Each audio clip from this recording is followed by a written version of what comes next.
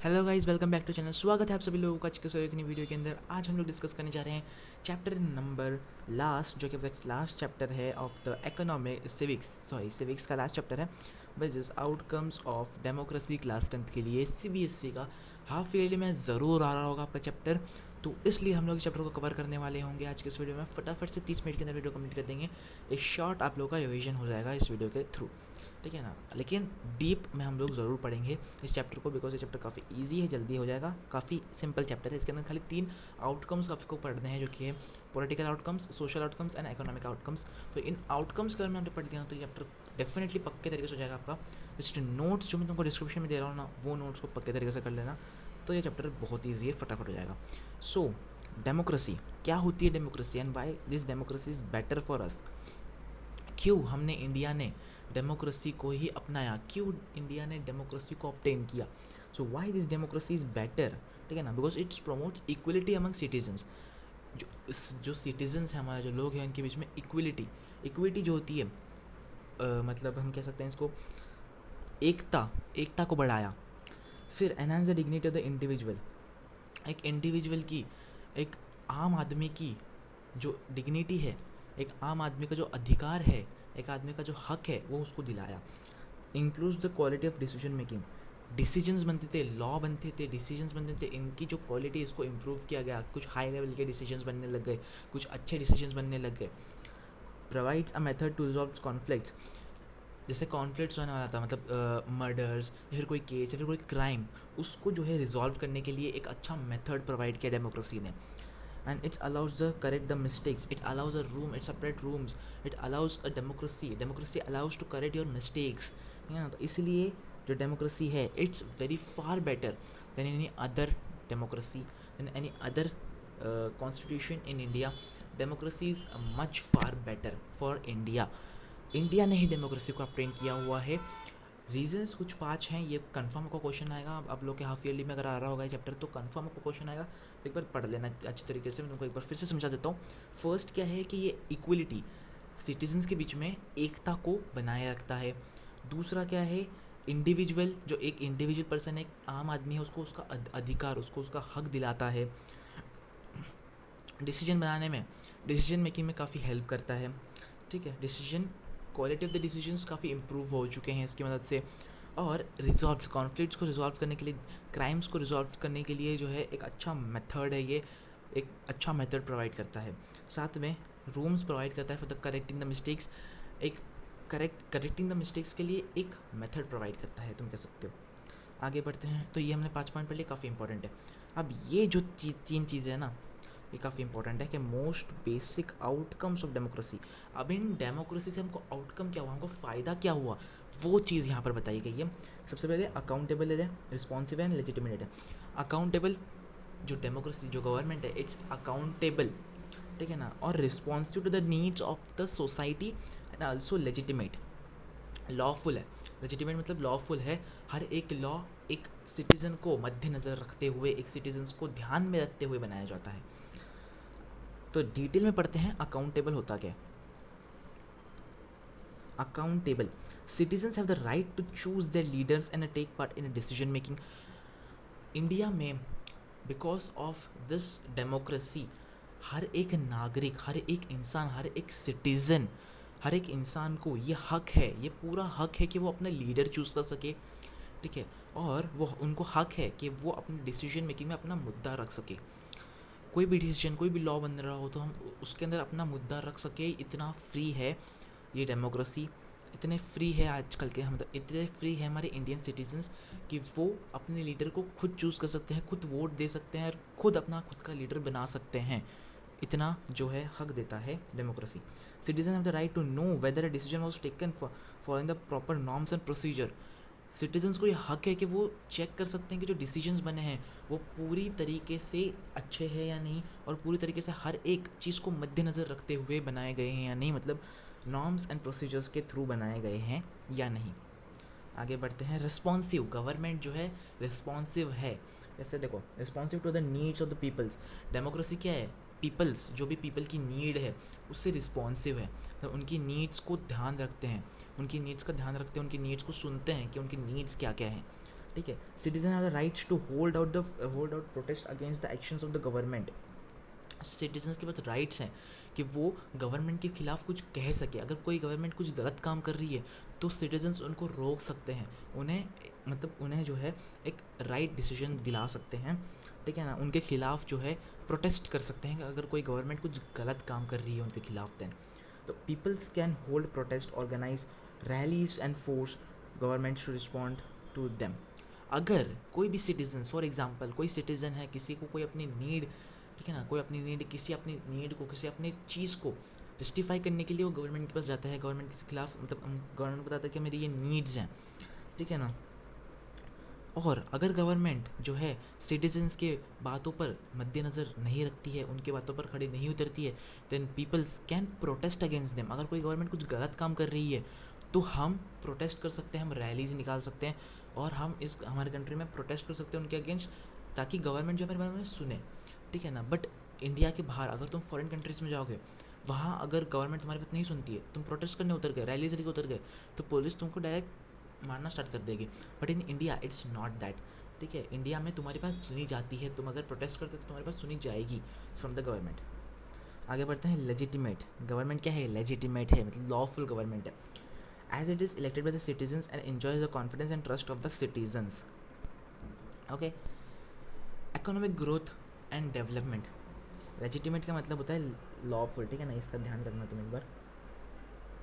कोई भी country lawful है एंड सिटीजन्स के हिसाब से अपने लॉ बनाती है, सिटीजन्स को मद्देनज़र रखते हुए अपने लॉज को जो है रेगुलेट करती है, लॉ बनाती है, उसको फोर्स करती है। आगे बढ़ते हैं, economic growth and development. What is an economic growth and development? Economically growth हुई है और डेवलपमेंट हुई है किसकी? इंडिया की। इकोनॉमिकली मतलब पैसे के थ्रू, पैसे में ग्रोथ हुई है और डेवलपमेंट हुआ है इंडिया का। उसके बाद पढ़ते हैं आगे, rate of growth of economy in dictatorship higher than the democracies 1950 to 2000, ठीक है ना। यहाँ पर जो है सडन ग्रोथ हुई है इन द इकोनॉमी, ठीक है ना, of the dictatorships higher than the democracy. यहाँ पर डेमोक्रेसी की स्पेलिंग डेमोक्रेसी लिखी हुई है तो इसको डेमोक्रेसी कर देते हैं, डेमोक्रेसी है ये, it's democracy. But there are many factors involve like population size, global situation etcetera. We can't reject democracy only on the basis of the rate of the growth. Rate of the growth के कारण हम लोग democracy को reject नहीं कर सकते, सिर्फ एक रीज़न के कारण हम लोग डेमोक्रेसी को बिल्कुल भी रिजेक्ट नहीं कर सकते, ठीक है ना।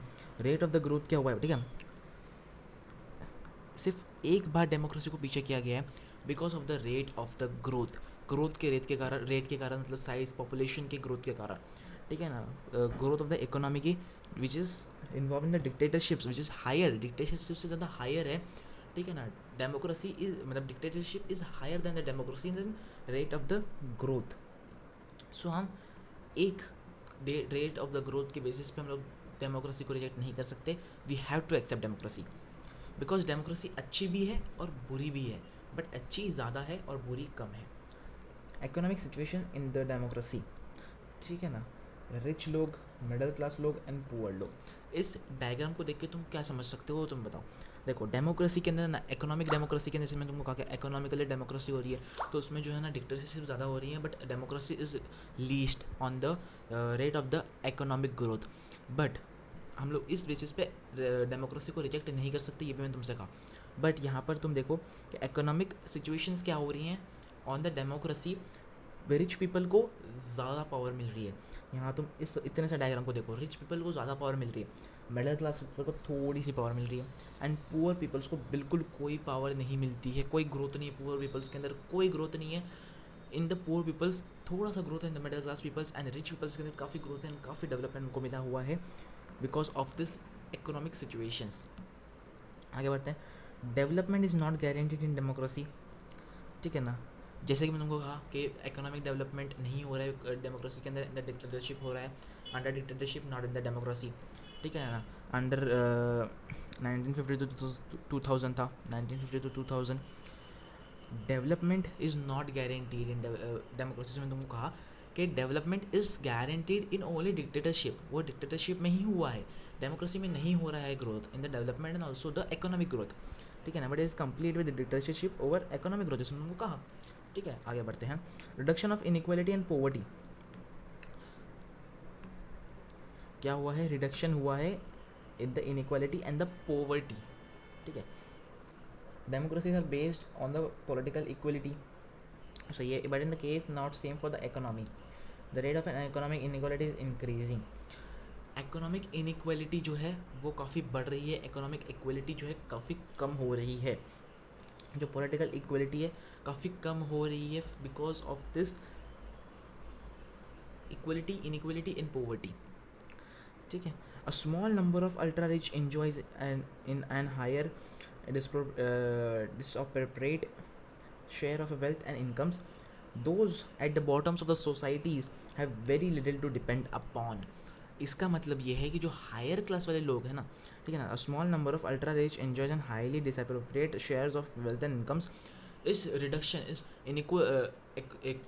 इकोनॉमिक इनइक्वालिटी के कारण जो है, जो रिच पीपल्स हैं, स्मॉल नंबर्स में जो रिच पीपल्स हैं, बिकॉज सब जानते हैं कि इंडिया के अंदर रिच पीपल्स की जो क्वांटिटी है वो काफ़ी कम है, मिडिल क्लास उससे थोड़े कम है, एंड रिच जो पुअर है वो काफ़ी ज़्यादा हैं इंडिया में, रिच पीपल्स काफ़ी कम है इंडिया के अंदर। तो वही कहा गया है कि a small number of rich peoples, थोड़े से ही रिच पीपल्स जो है, small number of rich peoples जो है काफ़ी अच्छी डिसअप्रोप्रिएट तरीके से जो है एक अपनी हाईली अच्छी सी लाइफ जो है इन्जॉय कर रहे हैं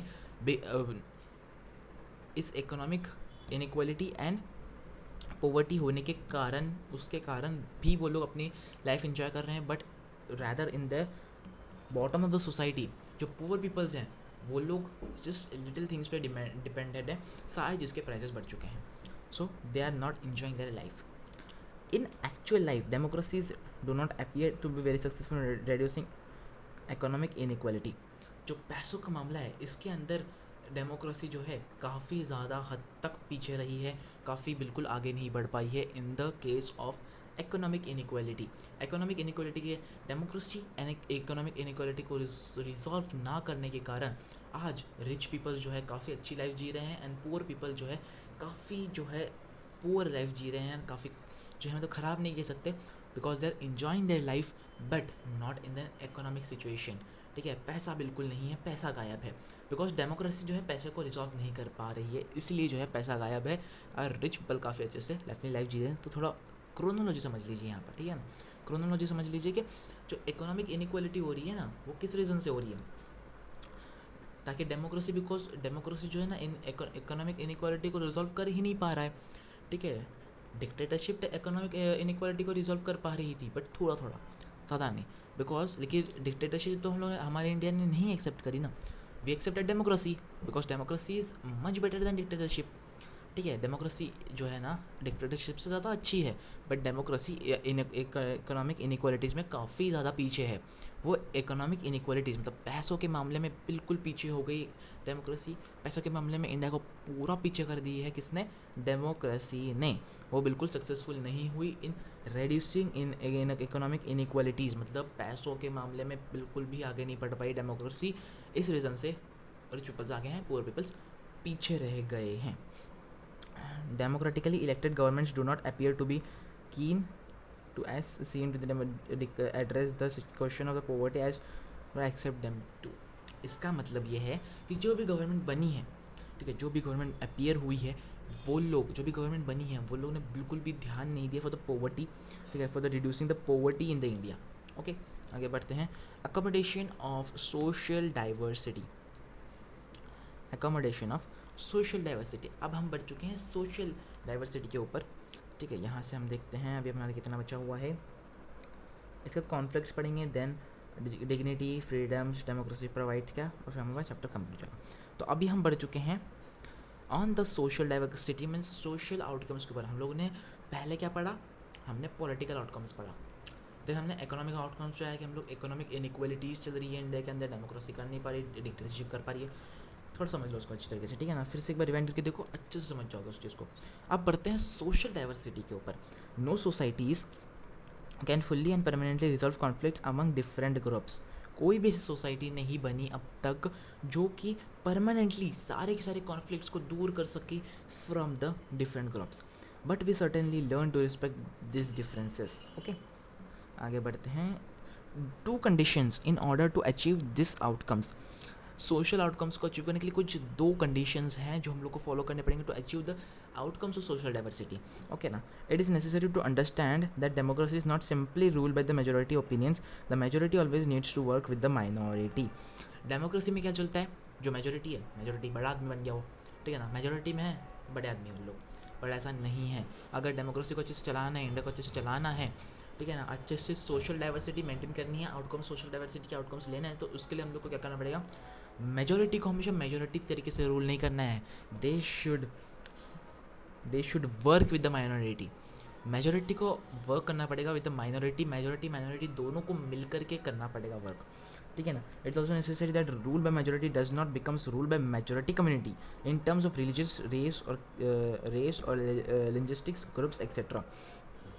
हमको ये भी समझना पड़ेगा, जिसमें तुमको कहा कि मेजोरिटी कम्युनिटी मतलब मेजोरिटी में नहीं होती है वो, ठीक है ना. मेजोरिटी कम्युनिटी को जो है, मेजोरिटी कम्युनिटी एक बार मेजोरिटी कम्युनिटी बन गई मतलब एक मेजोरिटी कम्युनिटी नहीं है वो, उनको माइनॉरिटी को भी साथ में लेते चलना पड़ता है, ठीक है ना. तभी तो डेमोक्रेसी बढ़ेगी, तभी तो सोशल डाइवर्सिटी बढ़ेगी इंडिया में, है ना.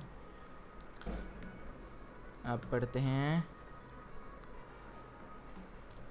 Dignity and the freedom of the citizens, ठीक है ना. Democracy stands such superior to any other forms of a government in promoting dignity and freedom of the individuals, ठीक है. जैसे हम लोगों को कहा डिग्निटी, जो इन डिग्निटी एंड फ्रीडम्स है उसको प्रमोट करने के लिए डेमोक्रेसी प्रोवाइड. अब डेमोक्रेसी हमको क्या क्या चीज़ें प्रोवाइड करती है, वो चीज़ पहले देख लेते हैं कि what does this democracy provides, ठीक है ना. Dignity by giving rights by to womens and reservation to certain caste groups, ठीक है ना. ह्यूमन्स को काफ़ी आगे प्रमोट करना और उनके कास्ट ग्रुप्स को काफ़ी अच्छे तरीके से आगे प्रमोट करना, इट इज़ द डेमोक्रेसी, ठीक है ना. इट इज़ द डेमोक्रेसी, ठीक है ना. Freedoms to peoples by giving fundamental rights, ठीक है ना. फ्रीडम देना है पूरा पीपल, हर एक सिटीजन को फ्रीडम देना है कि तुम कुछ भी कर सकते हो, मतलब कुछ भी, मतलब कोई ऐसा नहीं कि तुम अगेंस्ट द लॉ चले जाओ या अगेंस्ट द कोई डिसीजन चले जाओ, ऐसा नहीं करना है. But you can live a freely in freedom country में हो तुम तो फ्रीली रह सकते हो, ऐसा तुम्हें डेमोक्रेसी को बनाना चाहिए. ये कुछ हमारी तरफ से ओपिनियंस थे in the given by NCERT. आप क्या करना, NCERT अच्छे तरीके से रीड करना, ठीक है ना. NCERT अच्छी तरीके से रीड करना. नोट्स जो डिस्क्रिप्शन में दिए हुए हैं काफ़ी अच्छे तरीके से रीड करना, बिकॉज वो नोट्स काफ़ी अच्छे हैं. नोट्स काफ़ी इन डेप्थ में पढ़ाया गया है, आप लोगों को अच्छे मार्क्स लेके आ जाओगे. कुछ प्रीवियस ईयर क्वेश्चंस भी दिए होंगे इंशाल्लाह, तो प्रीवियस ईयर क्वेश्चंस भी ज़रूर से कर लेना, ठीक है ना. तब तक के मैं मिलता हूँ आपसे किसी और नई वीडियो के अंदर. और मैंने डिसाइड कर रखा है कि हम लोग हमारे इस बैच के अंदर सोशल के हर एक चैप्टर को 20 मिनट के अंदर करने की पूरी कोशिश करेंगे, सिवाय हिस्ट्री के, बिकॉज हिस्ट्री तो नहीं हो सकती. बट कोई और चैप्टर जैसे कि है हमारे, तो ज्योग्राफी, सिविक्स एंड इकोनॉमिक्स, हमने सारे चैप्टर्स जितने भी कवर किए अब तक सबको 20 मिनट के अंदर कवर किया है, एक परफेक्ट रिवीजन के लिए आपके, ठीक है. तो हमने ये वाले चैप्टर को भी अच्छे से 18 मिनट्स के अंदर कवर कर लिया है. तो मैं मिलता हूँ आपसे किसी नई वीडियो के अंदर, तब तक के लिए गुड बाय, टेक केयर.